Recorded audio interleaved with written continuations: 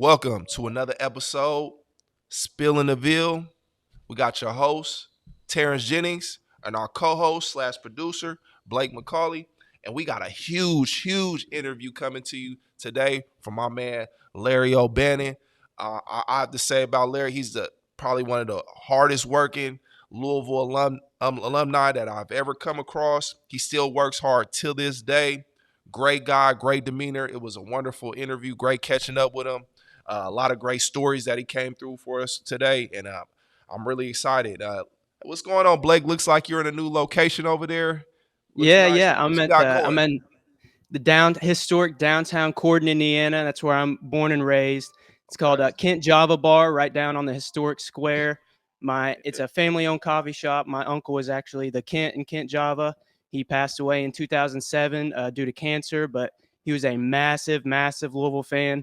Passed it down to his son and his family. They're huge Louisville fans to this day. So thought I'd come up here for the Larry O interview, and wouldn't be a better Yeah, it place to looks do it nice for in sure. there. I mean, I love the artwork you got going on in the background. The lighting looks great. Everything looks great. I mean, I can't wait to come in there and give me a cup of Joe, man. Yeah, Give me a cup anybody of in the Joe.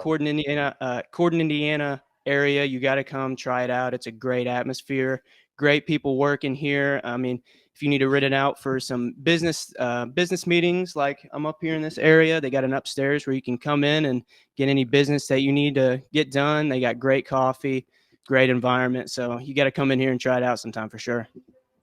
For sure. We're definitely But gonna check it talking out. out environments, you're around a Louisville basketball environment for the first time since you've moved back. Fans were coming up to you left and right. I kind of asked you about it. You're like, man, I played a long time ago. I didn't expect this many people to really Right. remember who I am, but that kind of shows. If you went in a Louisville uniform, you're going to be remembered forever. Man, I mean, it's just a testament to you know, playing for this city, the blessing of playing for this city, the people they never forget. You go out there and you leave it all on the line, and the people they really remember that. It's we touched a lot of people during each year, every team, every time we go out there, it's always a memorable moment. So I couldn't look left or right. Somebody was tapping me on the shoulder, trying to get a picture, trying to get an autograph. I got a lot of great responses about the show. Everybody saying that they really love the show. They appreciate what we're doing out there. So the response is really great. And yeah, I mean, we couldn't. Unfortunately, we had an early exit, but I feel like those guys they went out there, gave it their all. The fans got to see a lot of Louisville alumni, Earl Clark, Montrez Harrell, a few of those guys, a lot of pros, and a lot of guys that don't always get to come back to the city. So it was good for them to not only get back to the city, but also get to play in front of those fans and give them that that sense of nostalgia. They would call it. Yeah, it definitely didn't go how we planned, but just to see the whole family environment again of you around E5 and Kenny Klein and Lieberman, everybody, the whole week in advance. That was an Yeah. awesome build up. It was like a family reunion out there. So I mean, I was ecstatic about every moment. I was at every game. I enjoyed every moment, interacting with the fans, with the people. It was it was an amazing time. Unfortunately, we didn't get the results we wanted, but hey, we'll go get them next year. We'll be fine, and I'm gonna start getting in shape today. And I'm gonna make my appearance because I'm coming back. TBT 2026.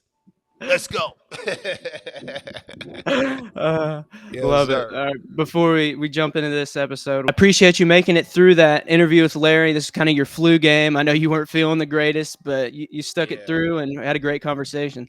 Yeah, it was a long week. I was I was interacting with a lot of people during TBT, so I think I shook a couple of maybe one too many hands, and I might have got something passed along to me. So I got like some sinus thing. So everybody just bear with me through the interview. This is definitely a flu game. I'm gonna be sounding a little congested, but hey, just bear with me and thank you for continuing to support. Anything for the love of the game. Anything for the love of the game, baby. Yes, sir. Thank you to our sponsors, Unrivaled, Mixed Nation, Best Way, Cardinal Sports Zone, and JB Creative. If you haven't, scan that QR code at the top right of your screen. Get that free $26 wash. You can also click in our description. The link is available there. Head into Best Way, get your $100 off. All their locations are available in the ad that we run as well. Our guest today, Larry O'Bannon, had his former teammate Francisco Garcia on. It was an awesome listen. If you guys haven't been able to catch up on it, go give it a listen. YouTube, Spotify, wherever you get your podcasts. It's a fantastic listen. But let's go ahead and dive into that interview.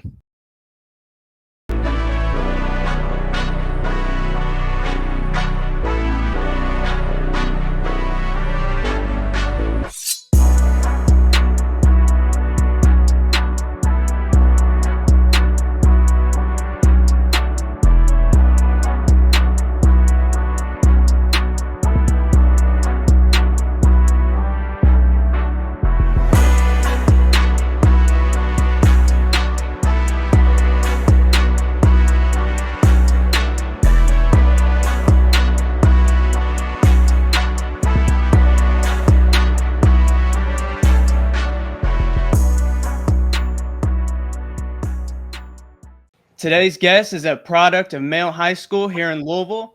He was the most outstanding player of the Albuquerque Regional in 2005 to help send the Cardinals to their first Final Four since 1986.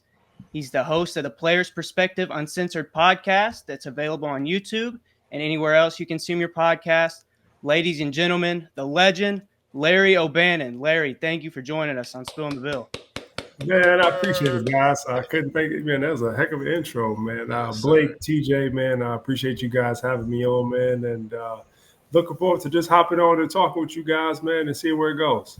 Hey, man, you did the accomplishments. I'm just here reading them off. So, but one thing, I've been listening to your podcast. I've caught your episodes with Earl Clark and Jerry Smith, and one thing that I saw that stuck out in both of those episodes is you said that Terrence's freshman year, that 08-09 team that he was on, you put that team up with any team in the Pitino era. And I kind of wanted to know your reasoning behind that. I think when you look at from a talent standpoint, right, I think when you probably go the first 6 guys, I have to kind of refresh myself on the roster, but like from a talent standpoint, you think about Edgar Sosa, you think about Jerry Smith, you think about Andre McGee, you think about, and I know it's not a popular name in Louisville, but you think about Earl Clark, you talk about Samardo Samuels, you talk about Terrence Williams, another guy that's probably not too popular. Man, you just think about from a talent standpoint, that was probably the most talented team that Pitino had. Now, the national championship team was probably the deepest team that he had. I mean, 1 through 10, the second 5 could have went and started any place else in the country. But as far as like top talent, like, yeah, the 08-09 team was probably the most talented team that he had in his era. Definitely, that was definitely one of the toughest teams. I would just remember those practices, and I'm sure, Larry, you could attest to this, just coming in those practice, how intense they were, and just how much we used to beat up on each other, man, how physical they were. Coming in, just preparing you for that Big East. Can you get into that a little bit, just coming in and your first practice, and how intense that was and how physical that was coming in? Well, you know what? I'll take you back even further, man. My first summer workout. So I graduated high school. So, we have to report in the summer. And my first just regular summer workout with Coach G was tough for me. Like, we had these 30-minute treadmill routines, and we had to lift. And it probably took me 3 weeks just to be able to get through a summer conditioning on the treadmill. But man, it was totally different from what you did in high school. My first individual, I made a mistake of drinking like a bunch of Gatorade before it started, and I probably went and threw up probably like 10 minutes into it, man. TJ, we come out, we do those continuous full court drills. Right. And man, by the time I finished that, man, I was throwing up. And once I threw up, I was good. I just drank too much water. But to your question, man, practices were tough, man. Obviously they made it a lot more difficult than the games were. So when you got to the games, those were kind of easy. It's kind of, I don't want to say it was a day off, but it was definitely a lot lighter than practice, man, especially when you kind of get into the amount of times that we practice, going from, we would start 1-on-1 full court press and build up to 5-on-5. We do 444 pressing, and then we do 5-on-5 pressing. And then it's just nonstop up and down, continuous play, man. So practice was a lot of running. I always tell people, man, we didn't do anything half court.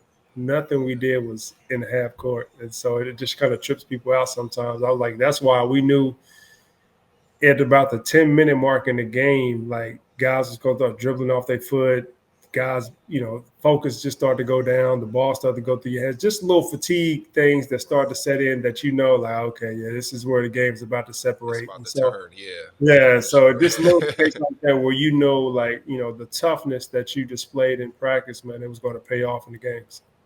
For sure. What do you think was the biggest difference in Pitino's practice from your first time getting there as a freshman, his very beginning at Louisville, to your senior year where he's kind of established, he's brought in more of his own people? Like, what was that whole experience like from the beginning to end? So the first year he was trying to make guys quit. He needed scholarships for recruits for his bringing in his guys. So imagine all of the stuff that we did or that you did, DJ, and multiply by 2. So like all of like the individual. So like we would do an individual, right? And then after the individual, you would have to go get on the Stairmaster for 45 minutes. And then we had to come back the next day. We'd have to run 22, 20. We had to run 22 22s in the morning. Then come back, lift, play ball. And that was like a non-conditioning day. And so, man, it was a thing that really made you question yourself. And for me, I just knew I couldn't quit. I had to find a way to make it through the day, drag myself in, and the next morning I just feel like you just got to make it through. And, that first year I did, I just knew I wasn't going to quit. But he had 5 guys that quit, though. 5 guys that quit and transferred. And so he got his scholarships. And then the next year when he started getting more recruits in, and I was one of the guys he brought in too because I didn't play for Denny Crum. And, he made like 5 Denny Crum guys quit. And he brought in like Taekwon Dean, Francisco, a few other guys that next year. And it was completely different. Not saying it wasn't tough. It was tough, but it was a difference between when he was trying to make guys quit and then like his kind of regular practice. So all in all, man, in all honesty, it really takes you about a year and a half to really get your body into shape to be able to play at maximum capacity of how he wants you to play. Your freshman year, you'll get in shape, but like not to really play at your maximum level of sustainability, right? And just from the standpoint of your body wearing down and just building it up and being strong enough and just having the conditioning. It takes a while to really get your body to the point of where he wants you to be able to play full time. And so once you get there, man, it's kind of like you go on autopilot, man. It's like it's tough. It's tough for them to punish you because at that point, running doesn't bother you anymore because you're so well conditioned. Like running doesn't do anything to you. Did you have any welcome to college moments early on? Welcome to college, man. Probably my first individual Reese Gaines, and we were doing full court pressing drills. Man, he's probably people always ask me who's the toughest guy I played against. I played against Dwayne Wade, and Dwayne Wade was great. But probably Reese Gaines, my freshman year was probably the toughest one, just from a standpoint. He had been there. He knew what it was about. And, man, I barely got the ball across half court, him pressing me and just being stronger, quicker than me. And him just having a motor, man. He had played there for 2 years. He was already one of the star players with Marcus Maben. So it was his team to lead. And, man, he just was on a mission. And, shoot, man, it was a great thing to be able to learn from him. It was a great thing he was on our side. But my welcome to the moment was my first individual with him, man, where it was just tough to just do anything. For sure. Yeah, definitely same for me. Those individuals, I came in with Samardo Samuels, Earl Clark, just a talent, a whole bunch of talent as far as bigs. As soon as we did those post work drills, I felt one of those elbows hit me right in my chest. I'm like, all right, hey, this is college basketball. Yeah. I gotta get in the weight room. I gotta get in the weight room, protein shakes, all that. So all that, I feel like all that just makes you a better player. I feel like we got prepared, like you said, the games were a day off. We got prepared in practice. We made each other better nobody could hit us harder than we could hit each other and prepare us for that next level. So you hit it right on the nose. That was definitely the same for me. Those individuals coming in, especially, shoot. You were a guard, so I think you had to go in there 6:30, 6:45, probably. Yeah. I'm in there 7:15 a.m. Then from there you got class. You might go see Coach G. So that's just building that muscle memory. Everything is about repetition and building that confidence and keeping it in consistency. So you hit it right on the nose. Now, I'm not sure if he still had this rule when you guys there, but when we had when you first reported, guys, when you first reported, the very first day you did a mile test. Right. And so bigs had to be under 6 minutes, guards had to be under 5:45. But by the time you got through your 6 weeks of conditioning and practice was about to start, guards had to be up under 5:15, bigs had to be up under 5:30. And if you didn't, you had to run it every day until you got it before you got your jersey to practice. I don't know if you still had that rule, but that was in. It wasn't quite. It wasn't quite that soon. As far I remember it being around 6:40, 6:50. I think he probably extended it for us, baby. I don't know, but for the guards, for sure, y'all had to be around 5-something, 6:30.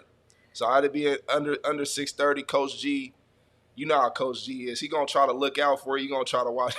He looking out for everybody, making sure nobody's watching. But you're not getting your jersey until you make under that time. Actually, Coach P, I believe he was there checking, like right there in the morning, making sure everybody made their miles times, just so you can get your jersey. So, it's just an added incentive. You just got to come out ready to work, man. That's what it's part. It's part of that. It's part of the game, man. So you got to be ready to play. For sure. How do you think you stayed so mentally locked? Like, obviously, Coach Pitino is as intense as it gets. Like, how did you stay so mentally locked in and focused on making it throughout your senior year and eventually to a Final Four? Well, it was ebbs and flows for me. So my freshman year, I started probably started about 14 games. And then my sophomore year, I came in, I started the first 5 games, had a great 5th game. In game 6, I didn't rotate to take a charge. And Francisco came in and started playing well. Taekwon Dean came in and started playing well. And before you know it, man, I didn't play anymore. And so I didn't really know how to handle that.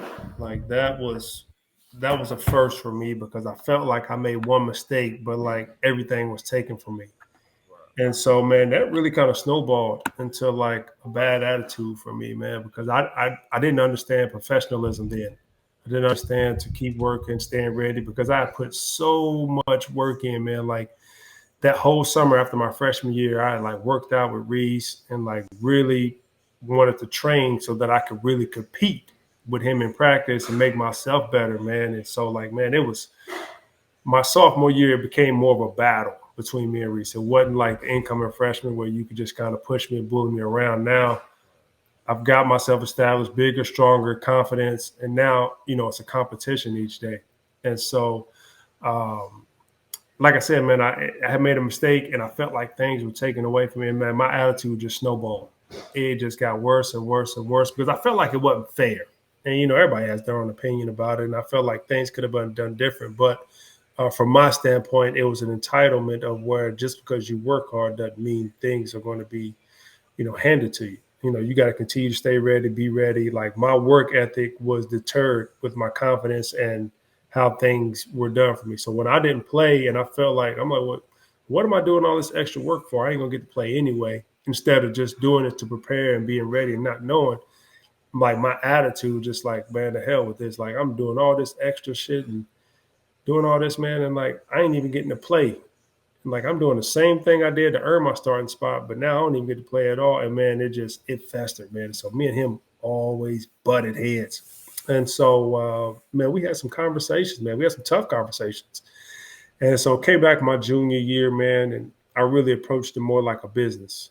Like I wasn't there to be friends with anybody. Like I was always a kind of an outgoing guy, talk to people, friendly. Like I didn't do none of that. When I came to practice, when I was around the guys, I spoke, practiced, went home. That was it. Like I had to take that approach in order for me to lock in and really do what I need to do and not really get caught up in the moment of good things, bad things, but regardless of what happened, I'm going here and doing my business.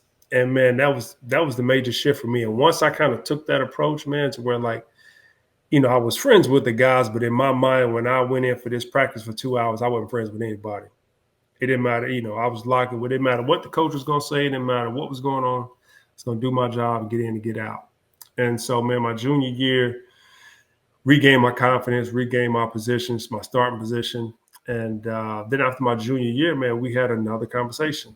And I had a really good game, man. It was a game where Francisco and Taekwon didn't play. And we were playing at Memphis, man. I think I might have had like 28 at Memphis. And so after the year, he came in, he said, man, like, why don't you play like you played at Memphis all the time?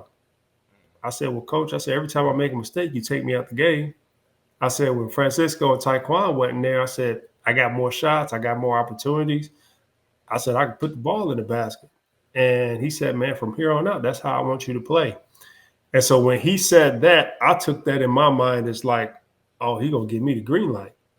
And so my senior year, man, I think we had just built the trust and the confidence in each other, man, to where, I wasn't going to be having to look over to the scoreboard all the time just because I made a mistake. And like he was going to allow me to play through mistakes. And I think I kind of built the trust, man, just from conversations. I think he understood my work ethic, man. And so just him getting to know me better and me understanding him. And from that standpoint on, man, we just went and blossomed. And that's really what allowed me to thrive that last year. Just was conversation and just having the confidence to just play through mistakes.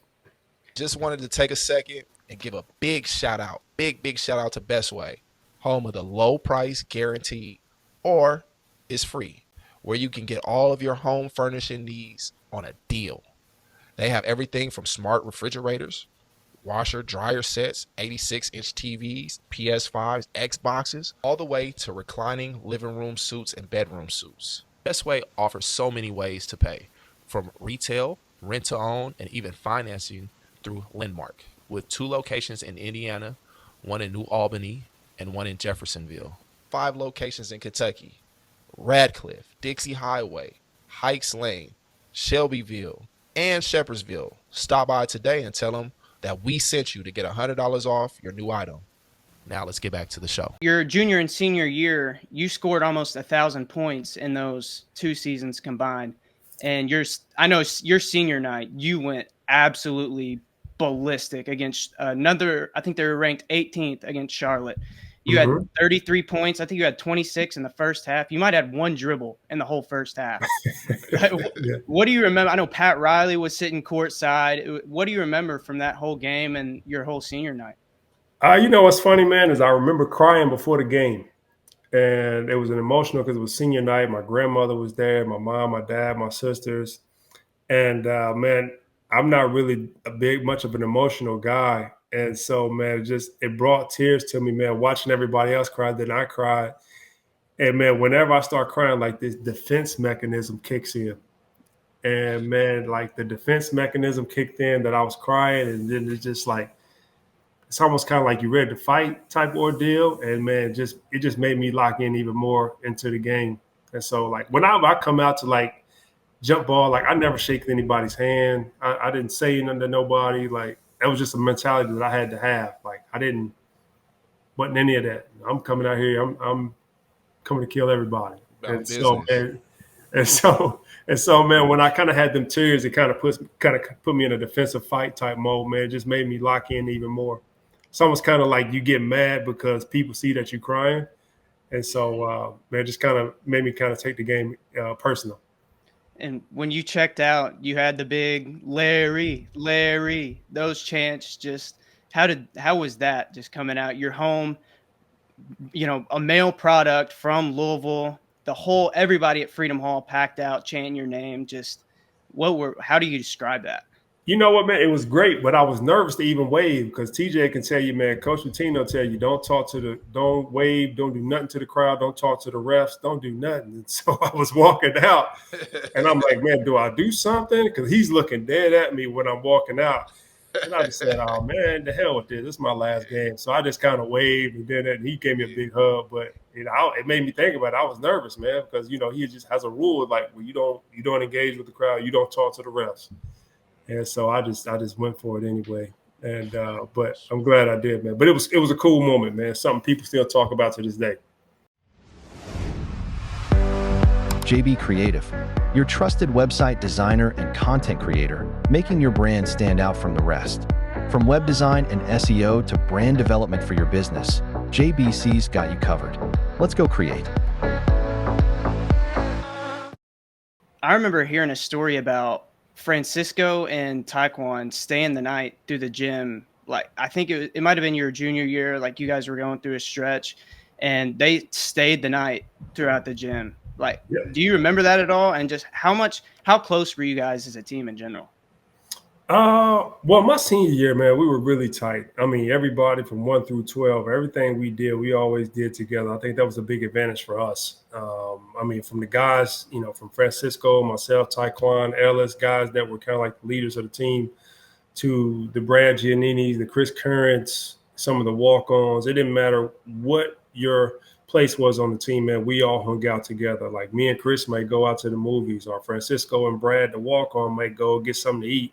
Like, we all hung out together. It didn't matter what you brought to the team. We were all in the same boat, man. So I think that camaraderie really, really played a big factor in us doing well and how we do. That's one thing I miss about college sports, is the camaraderie amongst the guys.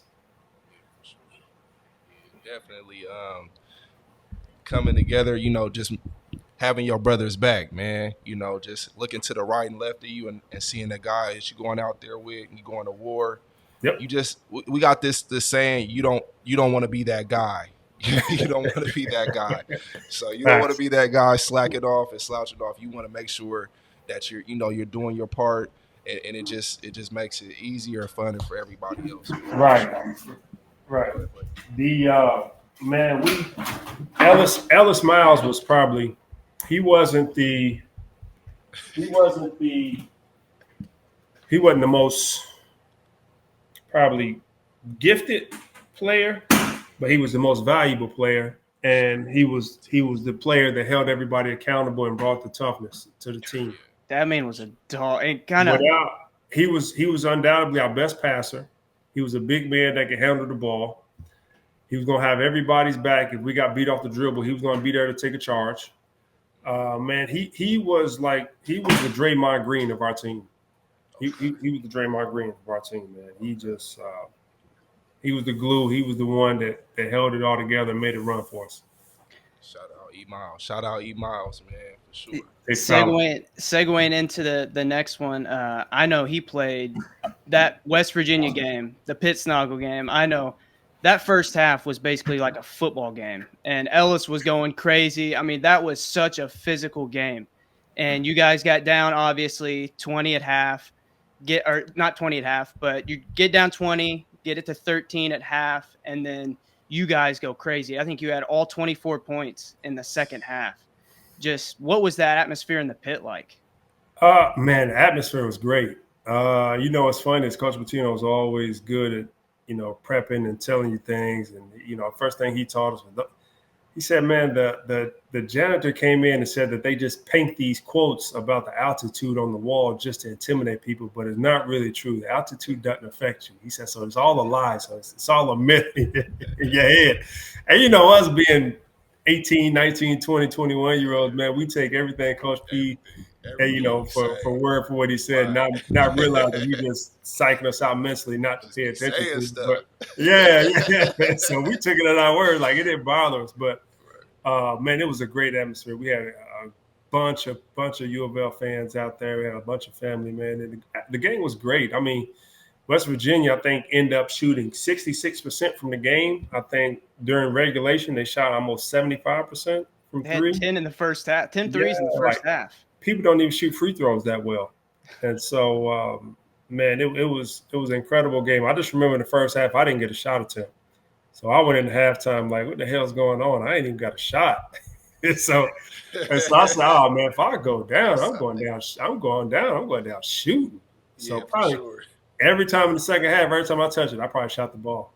And so it's probably a good thing I did because I started making them, man. And so Ellis kind of got on me at halftime, man. I can't repeat what he said to me, but he kind of got on me a little bit, woke me up, man, and then we got going.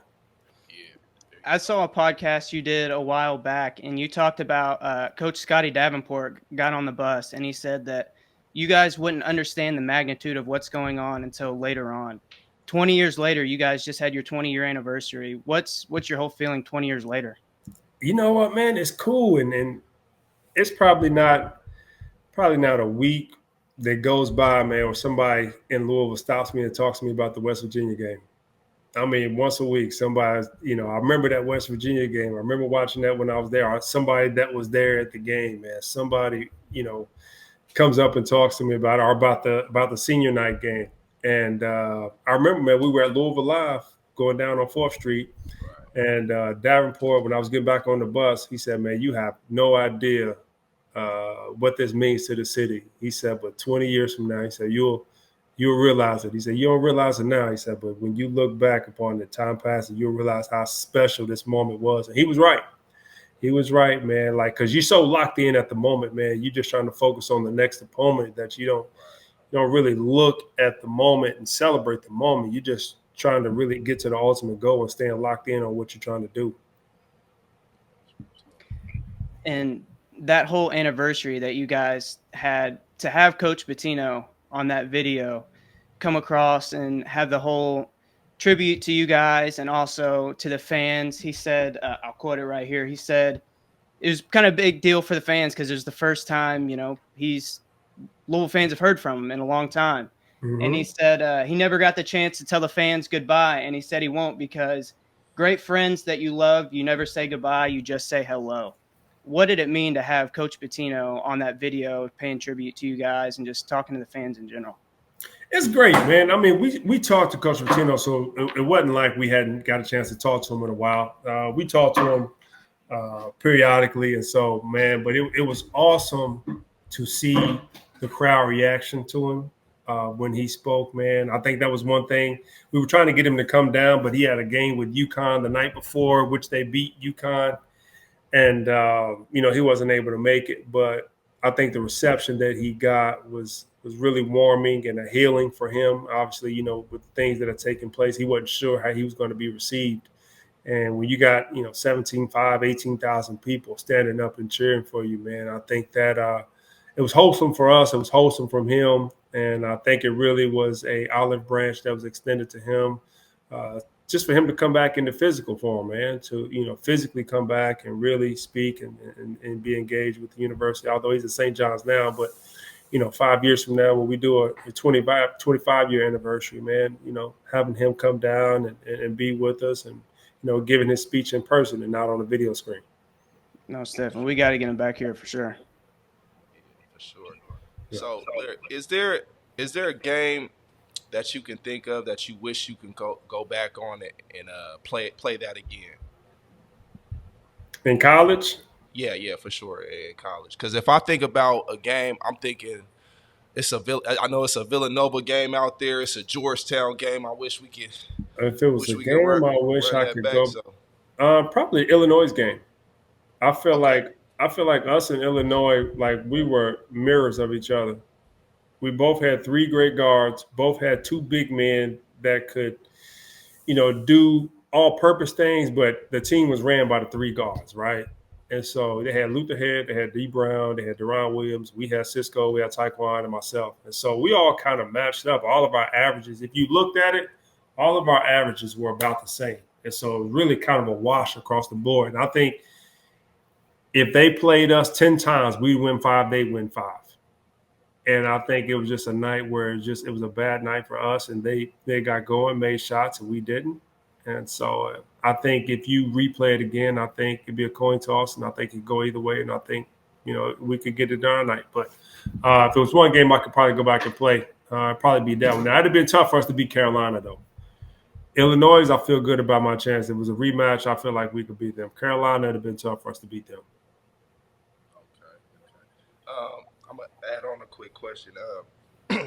You played overseas, so describe your your experience playing overseas and what it was like just when you first got off the plane. What was the first country that you played in when you first? First country I played in was Belgrade, Serbia. I played for a team called Red Star. Okay, describe that experience. And so, man, there is it's called on social media. It's called Crvena Zvezda. You'll see, man, it is one of the wildest places and most crazy atmospheres, but it's great, man. You hear Jokic, the Joker, talking about, what is it like playing in this? He's like, brother, I play in Serbia. I'm from Serbia, and like I understood what he meant by that, which a lot of people don't because they've never been there. Man, people are throwing fireworks, coins, Right. M80s on the court. You got a crowd. M80s? You say M80s? Yeah, you got a crowd. You got a crowd of like 18,000 people just jumping, chanting, and standing the whole game. They're in the crowd. They got flares up in the crowd. I mean, man, it is amazing. When you guys get a chance, look up Crvena, Crvena. ZA Zvezda, Zveda, and or just type in Red Star, and you'll see the atmosphere, man. Man, it is amazing. I think Carlik Jones plays for Partizan, which is the rival in that town. So that was the rival when we were there, and man, it is amazing. It is amazing. Dangerous. It's very dangerous. It's very dangerous. There were people that got shot and killed after games. Their fans are absolutely nuts. But from a basketball standpoint, it was amazing, man. You understand why those guys are ahead the way they are with the skill set and the training and the dedication that they are. Like it's a different breed over there. Yeah, with people being able to bring or U of L being able to bring people over from like Big Z from Greece and Sananda from Germany.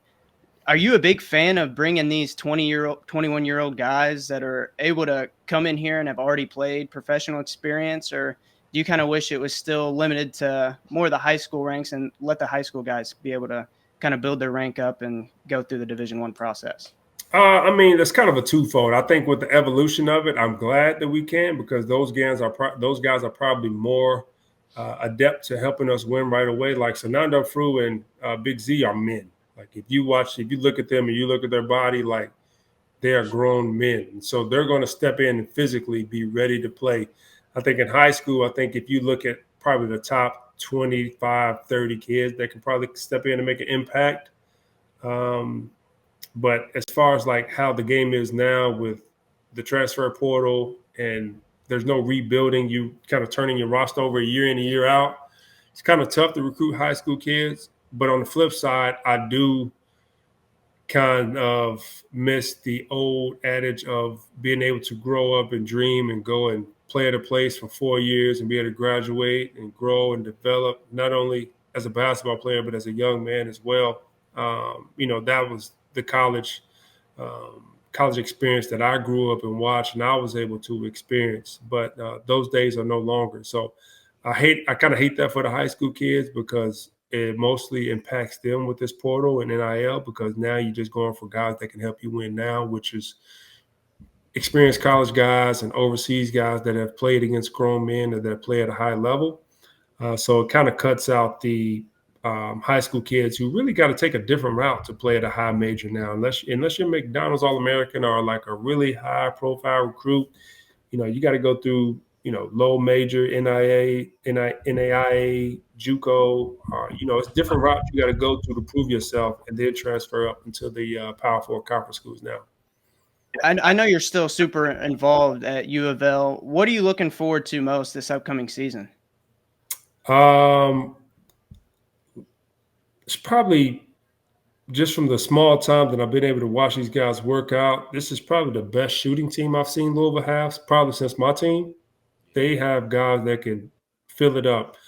Ryan Conwell, Isaac McNeely, the young kid, Markel Brown, Adrian Woolley. Like, these guys are like knockdown shooters and shoot at a high clip. And so, man, with the way that, Pat Kelsey opens up the floor, plays through the high post, you got some low post presence. You got Javon. You got these guys coming back that are able to establish the culture. Last year, I think you had Rain Smith, you had Chucky, but it's kind of limited with shooting. But now, you have a plethora of shooters. So I'm really interested to see, man, with the talent upgrade, how Kelsey manages the minutes and gets these guys to perform at maximum capacity with their talents, man. So that's a good problem to have when you got too much talent. So I'm looking forward to a successful season and what these guys can do. Yeah, for sure.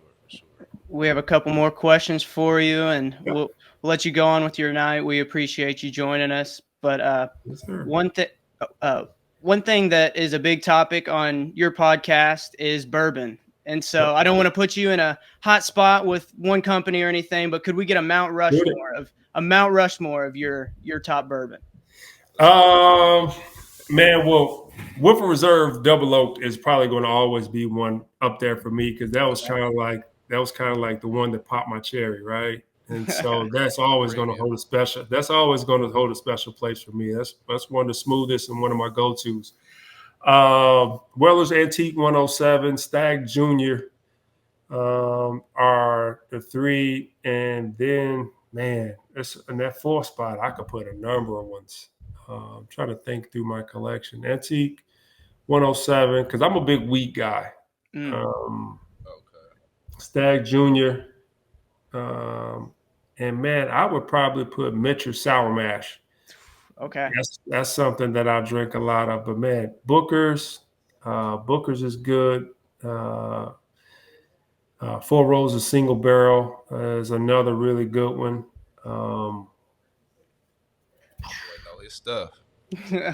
Man, it's a few that I could throw in there. I'm trying to go through my collection. Maker's Mark has had some French Staff collections that have really been great, man. They've been really, really with the private selections, with the American Styles, man. Those would probably be it. Double Oak, Woodford Reserve Double Oak, Weller's 107, Stag Junior, and Mitchell Sour Mash. Those would probably be my four. Awesome. Okay, awesome. For sure. I got one more question, Larry.